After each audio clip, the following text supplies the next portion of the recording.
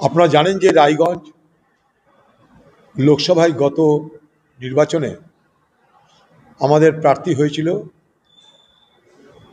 Victor. Congress দলের প্রার্থী ছিল এবং সে তার মতন করে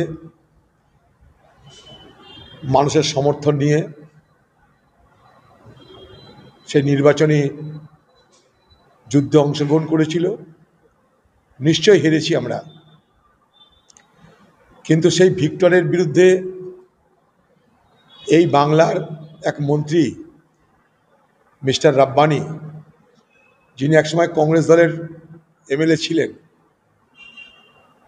তৃণমূলের দালালি করতে গিয়ে সে তার এলাকায় আমাদের গত লোকসভা নির্বাচনের প্রার্থী ভিক্টরের বিরুদ্ধে, যাকে রীতিমতন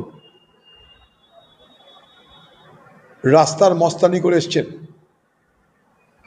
এলাকার মানুষকে বলছেন যেন ভিক্টরকে এলাকায় ঢুকতে দেওয়া না হয়, ঘাড় ধাক্কা দিয়ে বার করে দেওয়া হয়। পশ্চিমবঙ্গটা কারোর পৈতৃক সম্পত্তি নয় যে কেউ মনে করলে ঘাড় ধাক্কা দিয়ে বার করে দেবে। এটা কারোর জমিদারি নয়। বাবুর থেকে তার চামচার আরো বেশি এগিয়ে বাদালা করছে। এই ঘটনার তীব্র নিন্দা করছি আমরা। কালকে ভিক্টরের পক্ষে এলাকার মানুষ তাদের সমর্থন, তাদের উত্তেজনা ব্যক্ত করে 5 ঘন্টা থানা ঘেরাও করে রেখেছিল। এফআইআর করা হয়েছে সেই মন্ত্রীর বিরুদ্ধে। তৃণমূল সরকারের মন্ত্রীরা রাস্তায় নেমে ভোটের 1 বছর আগে থেকে তাদের আসন হারানোর ভয় ভীতির বাতাবরণ তৈরি করবার চেষ্টা করছে।